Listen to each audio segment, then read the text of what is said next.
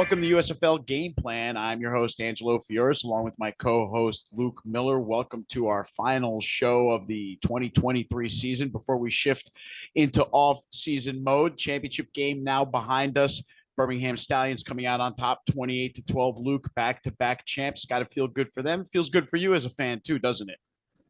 Yeah, as you can see, I had to break out the champs hat and wear the Thad Moss. You can't really see it, but Oh, yes, you can. Nice. Thad Moss jersey for the final show of the year after the Stallions went back to back. So there's a lot of happy people in Birmingham for sure this week. Yeah, man, they had a parade rather quickly right after the day after the season ended, whereas last year it kind of took a while to string all of that together. Skip Holtz is coming back. I saw that he announced that he had a few opportunities to leave and he decided to stay. So that's a great show of loyalty, and I'm sure that will lead to a lot of players wanting to come back too. So that's good news. But let's talk about what happened on the field. We'll just kind of put a bow on it, Luke, because it's already 4 or 5 days after the game took place, and everyone already knows what happened. But what was your personal takeaway after watching the Stallions pretty much dismantle the Maulers on Saturday night? If you ever seen that Dennis Green clip where he, says they are who we thought they were, sure. But it's that, but in a more positive sense than he meant it in that clip, right? Like watching the Stallions kind of go out there and for the most part really dominate the game. It's kind of like, man, like they are who we thought they were. Like the team that showed up against the Breakers wasn't a fluke. The team that won, their final 6 games of the season going into the championship being the 7th, wasn't a fluke. The team that in all of their wins had allowed like a roughly 25% red zone touchdown percentage, kept that streak alive in a championship. The number 1 offense of the league, like kept that, train rolling. Alex Magoo was, other than one play, was lights out, again, clearly the MVP of the USFL season. So, the special teams, Brandon Aubrey, Deion Kane, Colby Wadman. I mean, again, in all 3 phases of the game, Skip Holtz managing the game, calling the game. Like, I think you said this a couple of weeks ago, or maybe it was right after the championship, but, the Stallions just kind of feel as an organization in all aspects, kind of light years ahead of where everybody else is right now. And that certainly proved to be the case, this past Saturday. For sure. The Stallions have a blueprint now in place that really works. Back-to-back titles, best record in the league over 2 years, 21-3. No one can come even close to touching that. Their closest competitor in the South Division is New Orleans, and they're 1-5 against Birmingham over the last couple of seasons. So to me, that really magnifies that gap between the Stallions and everybody else, is the fact that the second best team in their division, who might be maybe the second best team overall the course of the 2 seasons, is so far behind the Stallions in terms of organization, in terms of talent level. I mean, it's funny to me that the Stallions' 3rd QB was the Breakers' number 1 QB last year, and now he's got his ring. Kyle Sloter can celebrate as a champion this week too. But overall, man, I thought the Stallions were, especially over the second half of the year, the class of the league. Alex Magoo, had they named him the MVP last week, you wouldn't have gotten an argument from anybody. Especially not even Deion Kane, for that matter, who was named the MVP, and deservedly so. I'm not taking anything away from his performance. Just wanted to highlight and punctuate the excellence of Alex Magoo throughout the playoffs. And also I want to highlight, for me, Luke, it's the defense of the Stallions. We talked about it a little bit on the show, which was if the defense that shut down New Orleans was the defense that showed up in the championship game, then the Maulers were going to be in trouble. And that's exactly what happened. And I wasn't sure that I believed that was in the cards for a repeat, but and based on the way that I picked the final score to be, I certainly didn't believe it. But kudos to the Stallions defense and to their scheme and to everything else that they were doing over the last, especially month of the season, because they were just light years ahead performance-wise at the end of the year than they were, say, at the beginning or even in the middle. Yeah, and I think a big part of that was 2 guys. I mean, really is all 11, right? But and more, but really 2 guys. I know one. They didn't really have consistently at the beginning of the year, right? One who statistically didn't necessarily have a great game in the championship, but the heart and soul of that defense. We all know him, right? Scooby Wright. His presence, I think, obviously just goes a long way to elevating everyone on that defensive side of the ball. And number two, kind of the unsung hero of the game, a guy who didn't get enough attention and praise, JoJo Tillery, who we Absolutely. talked about on the sideline at the end of the game, right? And Yeah, I mean, that dude was all over the field in the sure championship. was. Special teams is making tackles. He had, a sack and multiple quarterback pressures, was breaking up passes in the secondary, led the Stallions in tackles. Like he was huge again, both statistically in terms of his production and just the energy that he brings, the way he elevates those around him, like Scooby does. And he didn't play the first several weeks of the season. Again, Right. Scooby was in and out at the beginning of the year and then out for most of the year. So, that defense kind of when they got some of their pieces back and were healthy, as many people pointed out, they gave up a lot of yards, but at the end of the day, if you don't give up points, it doesn't really matter if you give up a lot of yards, right? I mean, That's right. um, so if I think at the end of the day, we'd all choose a defense that maybe has some holes in it, but is tight when it really matters. Than a defense maybe that gives up big plays left and right, but maybe every other drive is a 3 and out. So um, they certainly got the job done and didn't I think get enough credit throughout the season, but especially late in the year for the job that they did. No doubt. They played their best when their best 11 was on the field, and they had all of those guys, regardless of whether Scooby had his best game or not. He's still part of their best 11, and he helped strengthen that unit to its maximum, and they proved it. They never really gave, outside of the opening drive, they never really gave the Maulers offense a sniff. I felt like the Maulers game plan was very non-creative. The one play that they did get creative on was that halfback option pass to the quarterback, and he couldn't get it to Troy Williams. It fell on the ground in front of him, kind of late-ish in the game. And that play was set up to be a big one because Troy had blockers in front of him. The ball harmlessly fell to the ground, causing the whistle to be blown and ending any threat there. So the Maulers offensively, they looked like the team of the first few weeks of the season rather than the one I sort of bought into near the end, where I felt like they really had found a stride.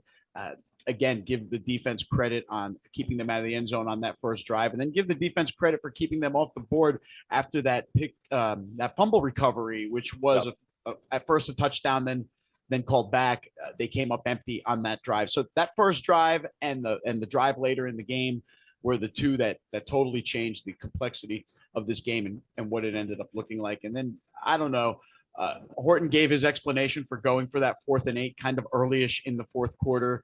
I didn't agree with it at the time, but because I felt like it just gave the Stallions too short a field to ice the game, and that's exactly what happened thereafter. It was a poor decision, no matter how much he wants to defend it. Yeah, he said they were in desperation mode, and I get it in the sense that like if your offense hasn't scored a single touchdown all game, I can see why you would feel desperate. But I think looking back in hindsight, it's just hard to think that was the smartest move when it's a one possession game and you could, you've got the best defense in the league. Like you could kick the ball the length of the field, try and force the Stallions to, if they are going to score and put the game away, make them go the length of the field, Right. or, you create a turnover, you get a stop, get the ball back, maybe at least decent field position potentially, and have a shot late in the game to score and tie it up and maybe send it to overtime. So, Yeah. giving the ball back to the Stallions at that short of a field, that was sort of the game, was whether or not they got the first down, because if they didn't get that first down, the Stallions, even if they just got a field goal, there wasn't going to be enough time for the Maulers to score twice, especially based on the way their offense had been playing throughout the game. So, Right.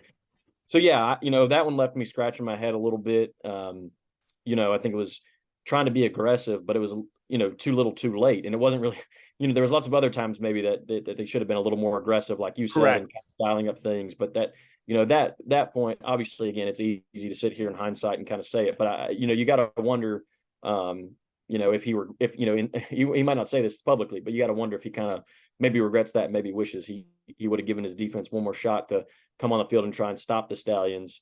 Again, that's easier said than done too. And maybe that's part of what he was thinking was, I don't know if we can stop these guys no matter what. So we got to get the first down here to keep the drive alive. But yeah, interesting call. We'll put it that way. Yeah, I would say so for sure. But at the end of the day, it is a Birmingham victory. They are now positioned to go for the three-peat. We won't speak too much today about what we see for the future, but we can talk about the one immediate thing, which we know is Brandon Aubrey will not be, at least for now, not be with the team because he has signed with the NFL. And more specifically, I just saw with the Dallas Cowboys. So that is pretty cool. Another all USFLer joining Cavante Turpin over there in Dallas, another special teamer. Cowboys maybe seeing the value in the USFL special teamers, Luke. I like their foresight.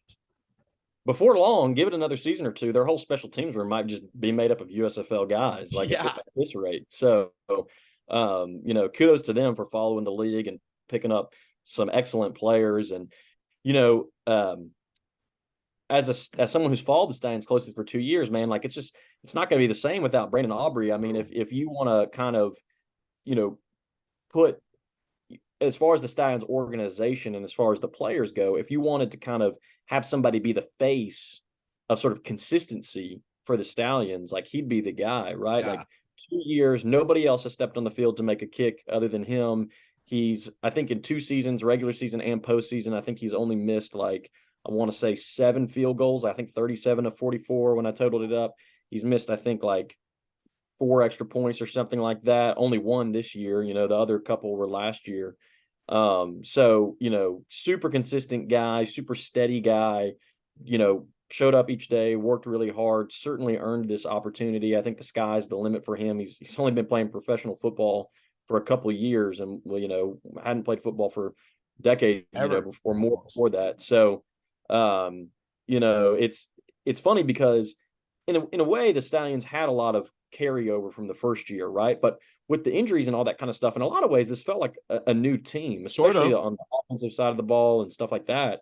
So again, Aubrey's kind of been that one steady presence. Really, a lot of the special teams guys. I mean, Wadman too, and stuff like that. Right.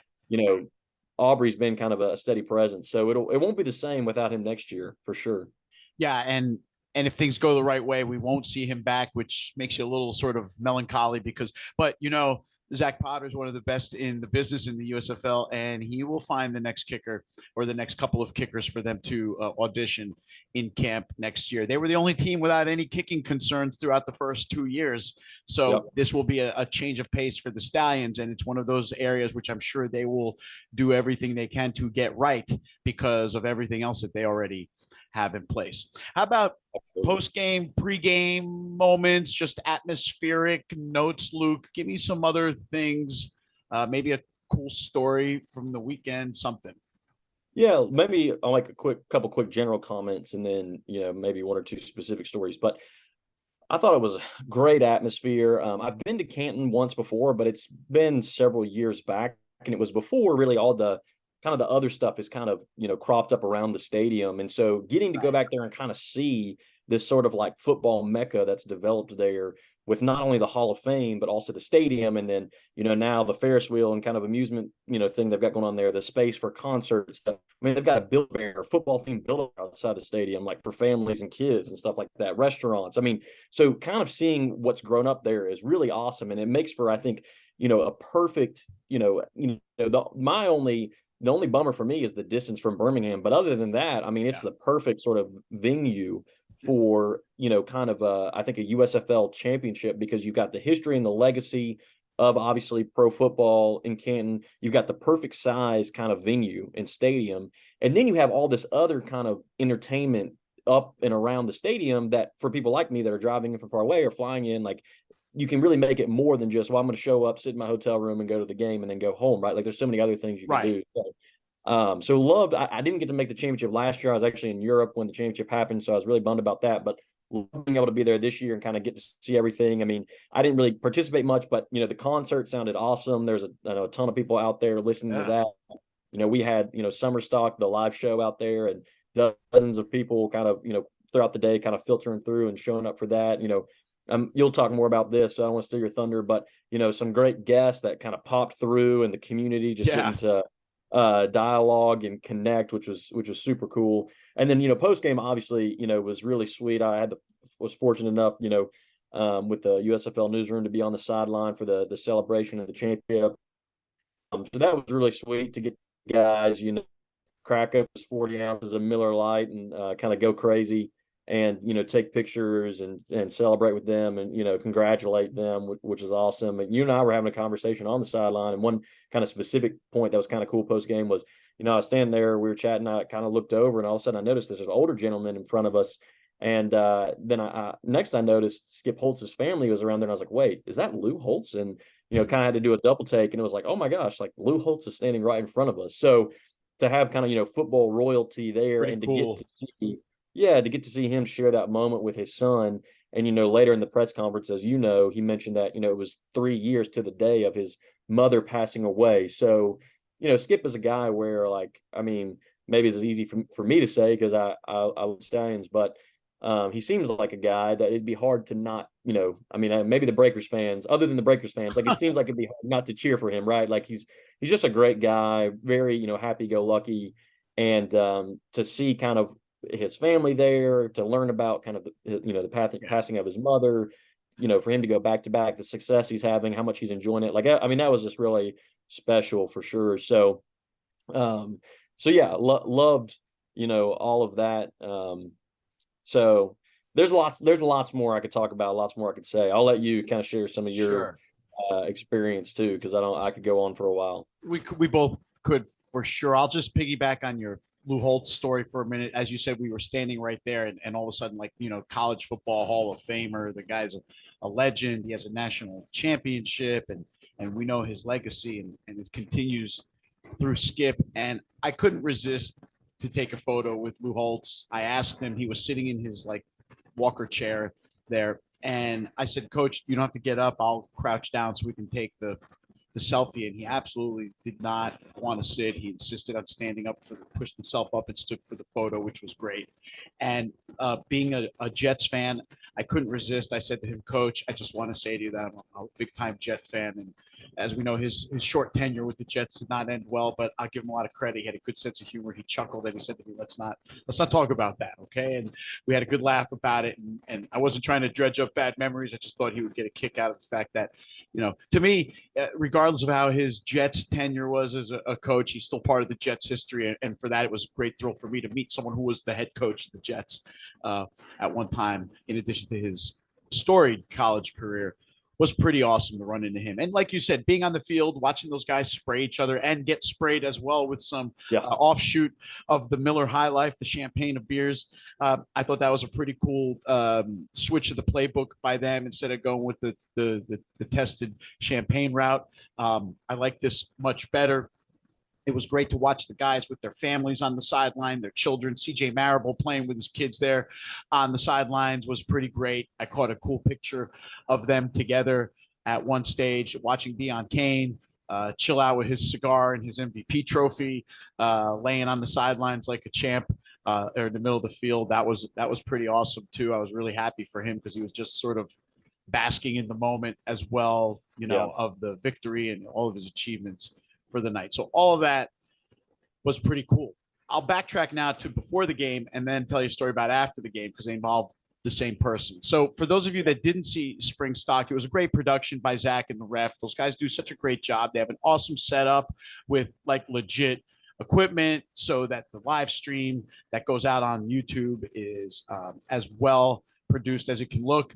And they had a bunch of different people coming on the show, including I wish I could remember the lady's name from the Hall of Fame. She had a lot of good information to share about like where the Hall of Fame's at now, and then like the future of the venue that Luke, you talked about. By the way, the last time I was there before like last year in the USFL was prior to all this expansion, and it was just a neighborhood. It was a bunch of houses where all that stuff is now. And they eventually cleared all those out to build this up. But so we're in Spring Stock and, we're waiting our turn. No big deal. I was in no rush to get on, right? So I was kind of scheduled towards the end of the show, end-ish of the show. In fact, Zach had just brought on myself and Jake, Panther Shadow, Jake from the newsroom. And we had just sat down and Zach says, hey guys, how's it going? Let's talk. It's been a great year. And all of a sudden from the corner of my eye, I see someone walking over towards the broadcast and Zach turns and I said, whoa, stop the presses. And who is it? But Moose Johnston shows up, president of the USFL. So of course, right away, I'm like, hey, you can have the seat. He said, no, continue. Like, no way, man. You're here you got to go on now. So I obviously got up. I pulled the chair out for him and everything. He sat down and gave him a good, solid 20 minutes or so Yeah, at it was a good least. interview. If you want, let's hit on just a couple of the things that he alluded to. One was that there's going to be more than 4 hubs next year. Will it be 5? Will it be 6? Will it be 7? We know it ain't going to be 8. And we also know now there's talk of a team probably being rebranded as Canton. That's not official, and it didn't necessarily come out of his mouth, but he did say that the league won't be afraid to relocate another team again if they feel like it's in the best interest of what they're doing. They proved already last year they would do it, and now my gut tells me that they're going to do it again this year. Which team is it going to be? I don't even want to say it out loud because I have a feeling which one it's going to be, and boy, I don't want to go to Canton as many times next year. But we'll not talk about that debate as to who it's going to be either. But it will look different next season, Luke. We're going to have more hubs, whether it's a 5th or a 6th one in each market. Maybe they come up with one that's close to both North and South, and they put one of each team in there. Who knows? Yep. They could get creative like that. Now, fast forward, game's over, right? We do the press conferences. Those are a whole nother conversation. We'll talk about that in a minute. We do the press conferences. We hang out after the game. We talk to the players. We talk to the coaches. Now they let us all out. It's done. It's dark. The lights are out in the stadium. The goalposts are coming down. And I make my way through the parking lot. I saw you and your family, right? Yeah, I yelled at you out the window. Yeah, just as I was like getting towards my car. And I stopped to chat with you guys, wish you safe travels and everything. And you were the last person I saw before I went to my car, okay? I go to my car, pop the trunk open to empty out the water and the ice from my cooler because I brought a cooler with some White Claws. The Hall of Fame informed us that there was no alcohol consumption on the grounds where summer stock was. Then they informed us there was no consumption in the parking lot. So we really couldn't drink any of the alcohol, right? But the ice had started to melt. I wanted to dump that out. Didn't want it spilling in the car. I looked to my left, and in one of the other parking spaces, there's a group of guys hanging out, maybe 5 or 6 of them. It's dark now. Can't really see features on these guys, but they're all hanging out, and they're clearly drinking beers. So I got all these White Claws. They were meant to be drank. I said, let me go over here and offer these guys, see if they're interested, hang out for a minute, talk to some other people about the game, and then go back to my Airbnb. So I walk over with the cooler. I'm like, fellas, anyone want to help me drink these White Claws? And like, sure. A couple of them stick their hands in there. They grab one. We do a toast. They commented on my Sopranos t-shirt because I guess they had noticed it earlier. Great conversation piece, by the way. And lo and behold, as I'm saying hello and we're introducing each other, who's standing there with the group? Moose Johnston. So it's 1 o'clock in the morning. I'm with the USFL. I guess they were like the ops guys, part of the team that helps make everything run. And who's hanging out with them but Moose Johnston? So I was hanging out with all of them. We had I hung out for one. I didn't want to like overstay my welcome and be like that guy who's here for too long. Where are we going next, guys? Yeah. So now what are you guys doing? Where are we headed? I wasn't doing it. I wasn't going to do anything like that. I know the game, right? So hung out with one. It was pretty cool. It was a neat coincidence. And it was a great way to just kind of cap what was an awesome day and an awesome weekend. Even the night before, getting together with the newsroom guys, with Zach, you, the ref, James was there. I'm leaving people out. Who am I leaving out? Ducky was there. Of course, how do you leave out Ducky? Community legend. I'm angry. I only have 2 out of 3 Ducky cards. Same. I don't have the initial issue. Very annoying to me. I know we're gonna have to find that on the black market. Yeah, I'm gonna have to trade like some sort of trade some gear I got like for free at Canton, like a towel or a T-shirt or something for a Ducky 2022 Ducky issue 1. Yeah, well, I think there's only 10 in the world of those, so they're a hot commodity. It's crazy. I had one in my hand last year at Summer Stock, and I must have put it down and walked away, and it's gone. Oh well. Yeah. Well, maybe it'll come back around. Yeah. But it was a great weekend. It was a great time. It was fun to hang out with everybody. It was sort of like our own little sort of send off for all the hard work that we've put in this year. I thought that everybody within the community in general, Luke, had a great season. We all evolved in some way or other. Everyone's content kind of grew. One thing, just as I was reflecting on kind of your stories and my experience too, I mean, one thing that was so neat to be a part of is, and one of the reasons I like the USFL so much. Obviously, I'm an NFL fan. I like the NFL, but it's just a different experience, you know, in a community like the USFL versus the NFL when it's such a, obviously it's not as big of a community, but and that maybe has some cons, but it has a lot of pros too, right? And just the level of access, right? Like, I mean, could you imagine being at like NFL pregame tailgate slash live show podcast, and then Roger Goodell just walks up and he's like, "Oh yeah, let me hop on the mic," you know what I mean? Or Right. having a beer with Roger Goodell after the game in the parking lot, right? That ain't happening, right? So it's like, um, it was really awesome to kind of be able to get a lot of these people together from all across the country that have connected online or in other ways through, because of this league, for us to be able to hang out, and not only for us to be able to hang out, but also for us to be able to connect with players and USFL brass and Oh yeah. form those kinds of relationships and bonds. I mean, it's just a really sweet kind of league fan, relationship dynamic, I think, that the USFL has right now at this stage in their existence. And maybe it'll be like that forever. Maybe it won't, depending on how the league grows and what happens and stuff like that. But Right. it's really cool to be a part of, kind of on the on the ground floor, ground level, in the early days here. Yeah, I agree, Luke. I never in a million years would have guessed that when I first started getting into the idea of maybe creating content and starting to learn about how to connect with the players. And I had covered sports, for mainstream media in the past, and never has the access been like this. It was always much more, I don't want to use the word business like, formal in a sense, Yeah, where like you buttoned go up in. or yeah. Yeah, very structured, much more rules. And not to say that there aren't rules here. That's not the point. But I think that Right. the level of access that we've been permitted as journalists and bloggers and reporters and whatever else constitutes the mix of the USFL community is nothing I could have imagined would be available to me or to us. I don't think that I ever expected to be on the field for the championship game or covering the games on a week to week basis and having the ability to speak with GMs and coaches and players of a professional football league, whether people want to look at it for what it is. Uh, it's a great thing. And it's only going to grow and get better. We've got year 3 now.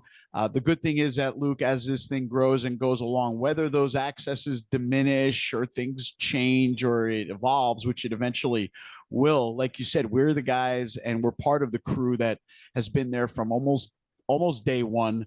And, fingers crossed, you hope that means or stands for something as this thing grows a little bit and maybe access has become a little more limited or maybe, when press conferences are very crowded and it's time to get called on, maybe the familiar faces will be the ones that get that crack to ask a question down the line as this thing grows. So we'll see. But you're right; it's been exciting to be part of it from sort of from the inside. I wouldn't call myself an insider, but we do certainly enjoy certain privileges that come with spreading the word of the USFL. Yeah, no, absolutely. And I think in I mean that's I think especially significant given the fact that the league's giving us that kind of access and opportunity when, it's not like we work for Fox Sports. It's not like we're, I mean, I guess you kind of got the Fox Sports radio station Well, one of going, us but does, yeah, but but sort of. But you're right. I don't work for Fox Sports. right, right. We're not RJ Young, right? Right. We're not the Adam Schefter of the USFL, right? I mean, Yeah. some of us like to think we are, but we're not. Like we're Not, just not anyone on this show. We don't. That's right. That's right. So it's just like we're just kind of, nobodies in a sense that believe in this league, like love what they're doing, love, the talent and the storylines of these players. And, I'd like to think that we put out content that is quality, right? It's not Sure. like we do shabby work, but we're not coming in already with this huge platform behind us.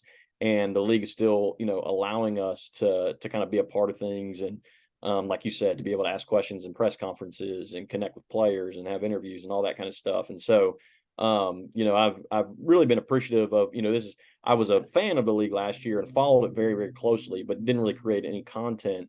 that's something new for me this year. And certainly, I've been privileged, to be able to leverage some connections with, the USFL newsroom and USFL Today and stuff Sure. like that. That help probably give me a little bit of credibility. But I've been very fortunate that the league's been very, very accommodating, very helpful, very For sure. kind. And I was fortunate to be able to visit and be on the field at all four of the hubs at one point or another this year, You pulled it and off.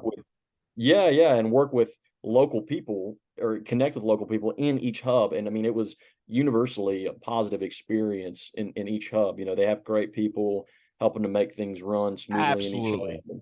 Yeah, hats So, off to all those hub managers, man. They all yeah, did a great job. Jim and Canton, and I know Heather in Birmingham was yep, fantastic. I actually spent a decent amount of time speaking with her over the weekend and really getting a sense of what she was all about. And I could see how accommodating she was to everybody. I know that the lady running the Memphis hub was fantastic. I know she treated yep, everybody with great respect as well. And I know that the guys in Detroit had a good experience too. So just goes to show you just another layer of what they're doing with the media relations and how they're treating everybody. And by giving us that first class experience of, okay, here's where the press conference is going to be. Here is the press box. They even feed you in the press box. I mean, yeah, they really do all the things that all the major leagues do. And they're giving us that same sort of experience to participate in. So again, it's great. For me, I've been there on that mainstream level in the past. So it's great to experience those things again. And it's also excellent for me to watch some of you guys do these things sort of like for the first time and yeah, being able to, I've been able to offer some tips to dudes along the way, say, hey, here's what you should do here. Ask this kind of question. Here's a question for you to ask, whatever it was to help anybody who, even just to point them towards where's the press conference. Oh, it's over there, that kind of thing. Any kind of guidance I could have given, I was happy to give people too. So it was a lot of fun. I'm in a way, Luke, I'm kind of glad the season's over, even though I'm not, just to sort of put it aside for maybe a couple of months, decompress a little bit. And now we got a couple of months of summer left just to kind of enjoy the summer while still keeping at least one eye on USFL news. yeah. No, I that certainly resonate with that. I mean, it's crazy how fast the season came and went, and it's hard to believe we're sitting here talking about the season in the rearview mirror and looking ahead to season 3. Crazy. And certainly, I'll miss this group of guys for the Stallions especially, but really the league as a whole. But it'll be nice to kind of catch my breath, probably not spend quite as much time on Twitter. And I know my wife is probably, I don't know if she'd say it, but she's probably looking forward to having me be a little more engaged and a little less focused on breaking Stallions news. So Yours won't say it. You're lucky. what? Your wife won't say it. If you asked her, I don't know if she'd say it on the Zoom, but if you asked her one-on-one, she probably would. Oh yeah, Uh, mine is also thrilled as well that it's kind of over for now. yeah. So, um, but my wife also knows that college football and the NFL and everything else is going to be here before long. So she's trying to enjoy it while she can, I guess. Yeah, it's a small window of peace now for the football widows. They only get us for like July and August, and then it's over. September through July, September 5th through July 1st is football season these Yep. days, which is unprecedented. It's excellent. We have 3 pro leagues running now, right through July 1st, and it's an amazing thing if you're a true football fan. Like we are, my bandwidth limits me from really going all in on 3 leagues. It's just so hard. Yep. Once the Super Bowl's over, kind of like how we are right now. Like I just said, I'm kind of glad the year's over so we could decompress for a few months before NFL. I kind of feel that way after the Super Bowl ended. I kind of wanted a couple months to decompress before all of our USFL responsibilities really kicked in because we've been going full blast since like February, producing content and doing interview shows and getting ideas together and everything. So it's been a sprint, but a marathon of a sprint, if that makes any kind of sense. And I'm glad to kind of let it go and relax. Yeah. I certainly get that. Tweets of the week. Do you have a tweet of the week, Luke? I looked around. I have one. What's yours? Yeah, I've got one. So it was actually a tweet from the championship game about an hour into it from a Birmingham fan. And, I felt like it just kind of perfectly encapsulated not only the championship game, but, really in a lot of ways, the entire USFL season. So If you want to Here pull it it up is. on there. Yeah, Yeah, so it's it is right here. Drew Champlin, who's a guy based out of Birmingham here. Puts out some good content for different Birmingham sports and things like that. But about an hour into the game, he tweeted, "Tuned in to watch our Stallions win a second straight championship because we have Alex Magoo and the other team does not." And Sums it up, don't it? that pretty much, that's if you didn't watch the game, I mean, or if you didn't watch the whole USFL season, that's really pretty much all you need to know.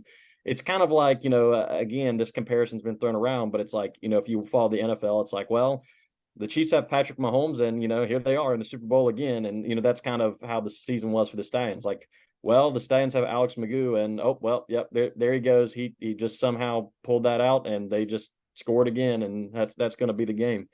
So I thought that was just a great kind of encapsulation of I read another article um, after the championship game where the author was commenting on Magoo's success throughout the USFL season, and then he said, he was great in the regular season, but when he got to the postseason, he went supernova, and I was like, that's kind of the perfect word for it because in the first playoff game, he had, I think his pass rating was 139, 4 touchdowns, 0 picks. In the championship game, his pass rating was 140, 4 touchdowns, 0 picks. I think between the two games, he had somewhere between, I want to say, 500 and 600 passing yards. I tweeted this out, but if you looked at the playoff games, the Stallions, or Alex Magoo specifically, in their 2 games, had 8 passing touchdowns and 0 interceptions. If you added up the stats for the other teams, the Breakers, the Panthers, and the Maulers, between the Maulers' 2 games, those 3 teams combined only had 5 passing touchdowns in those 3 games they played and had 3 interceptions. And so, Wow.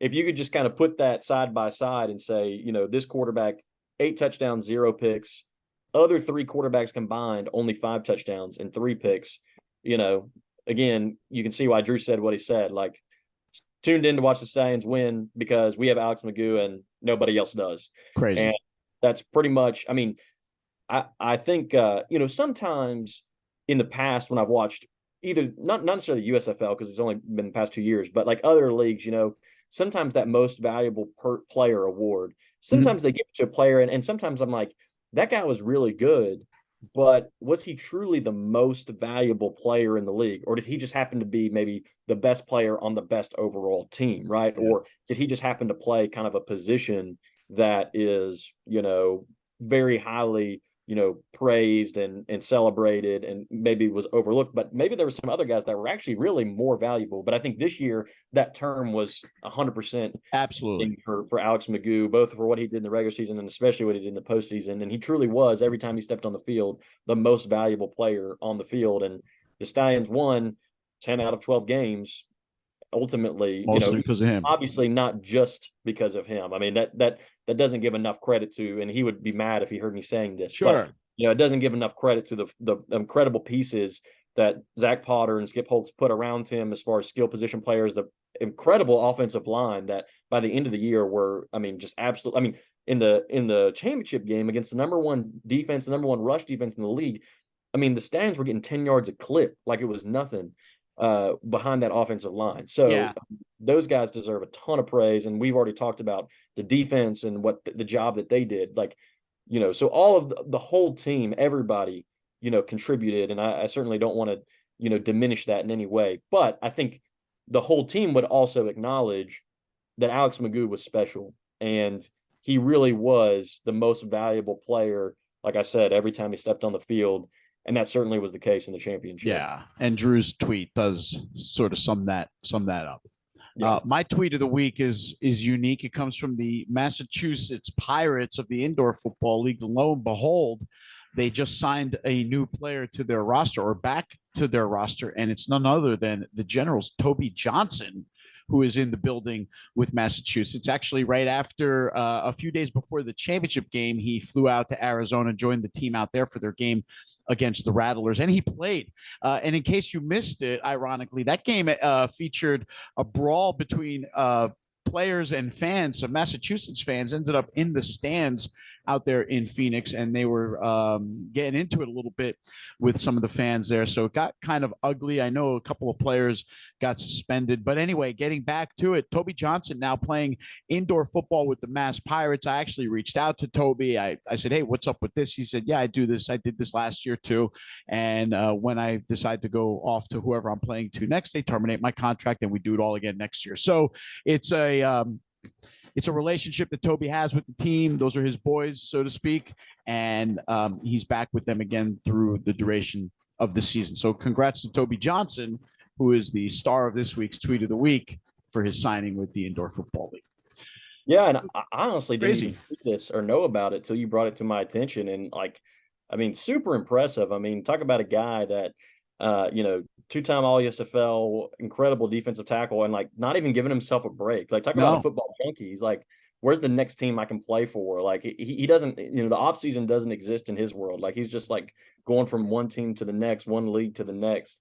And, you're going to have to get on a Fox Sports Massachusetts and do Toby time for the Pirates or something no like that. kidding, right? You're not, that downtime, that break that you talked about, you're going to end up covering the IFL, and Oh you're no, not going to get it. I hope not. I just don't have the bandwidth. I will keep an eye on it now a little closer because Toby's there, and I don't have a dog in the fight, so to speak. So I might as well root for the Massachusetts Pirates now. There you go. Good Hey, as any other team. the crazy thing is, there were some jokes about this earlier in the season, but like there's about midway through the season, there was a stretch. I don't know if you remember this, but it was like literally every team, anytime they needed to sign somebody, they just signed somebody from the Massachusetts Pirates. Yeah, I saw that. A bunch of guys. Yeah, like I released my kind of end of the season team awards for the Stallions, and one of the awards I did this year was biggest midseason pickup. And I there was a couple guys I considered, but I decided to end up going with running back Ricky Person Jr., who we picked up from the Massachusetts From Pirates Pirates, yeah. mid-season, like in mid-May. Um, Amazing. and he was awesome for us. I mean, especially down the stretch, like in the postseason, he was dominant, like averaged like 7 yards a carry in the postseason. So I made the joke earlier in the year that like, back when the XFL, like the 2020 version, they had that like team 9 thing where they like kept a group of guys that were like active and practicing and game ready Right. so they could fill rosters if needed. And I'm like, I think there's some kind of, behind the scenes arrangement where the Massachusetts Pirates are like, the team 9 for the USFL. And anytime a USFL team needs a player midseason, they're just like, all right, like who can we raid from the Pirates? There's clearly a pipeline connection there between the league and that organization that helps the lines of communication stay open. It's not a coincidence that more than a few players have come from the Mass Pirates into the USFL. But what I love about it more than anything, Luke, it just goes to show you once again just how much football talent is out there going unused because of the lack of teams and leagues available for these guys. But again, the European League is going on right now. And the indoor league is going on right now. So for guys that want to keep playing, they can. Guys are going to be getting into camps now over the next couple of weeks. NFL will come calling to the other USFL stars who have earned an opportunity for a look. And let's not forget, this is the first time this is happening in NFL camps, Luke, which is there's no cuts along the way. These guys are getting signed and they're staying in camp until September, whatever it is, 6th or 5th, before they make those only cuts. And so it's going to be interesting to see how that mad scramble to fill holes when you've got a massive influx of free agents all on the market at once. Makes me feel like guys are going to be hanging on, waiting for the call a little bit longer than they might normally in a typical situation where they get cut in stages. So curious to see how that's all going to play out in another couple of months. But luckily that's a little bit of a ways away, and speculation right now that it makes me wonder how that's all going to play out. Like, I hope it's something that, like, if it doesn't work, the NFL says maybe we got to go back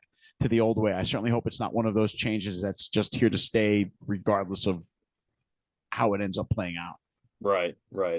Yeah, and it's interesting because I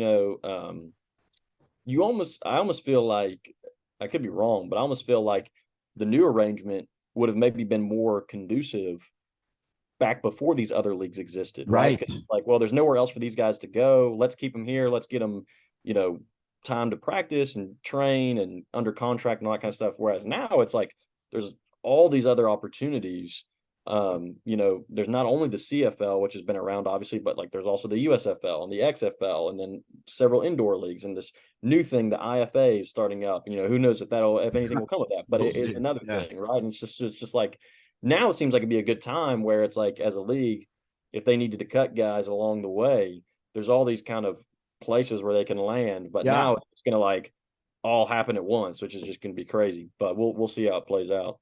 And lastly, just to kind of wrap up the show, Luke, and put a cherry on top of the season. How about for us? What a great run we've had here as a show over the last 8 weeks or so, starting from 0 in week 6 to generating a little bit of interest, a little bit of following. People seem to like what you and I have been doing this season. And to me, this was kind of like our trial year, right? We learned that we can totally work together and put together some good content. So I'm looking forward to a full season of great work next year with you, my friend. Yeah, no, it's been awesome. I certainly want to thank you for bringing me on and giving me the opportunity. And it's been a lot of fun. Certainly, I've appreciated your knowledge and perspective throughout each week of this season, and it'll be awesome to continue that, keep that rolling. I mean, we shot up from non-existent to number 2 in the Two, official baby. USFL podcast ranking. So I mean, that's pretty good if you ask me. So I can certainly with that. So We're not 9V or anything like that on the list.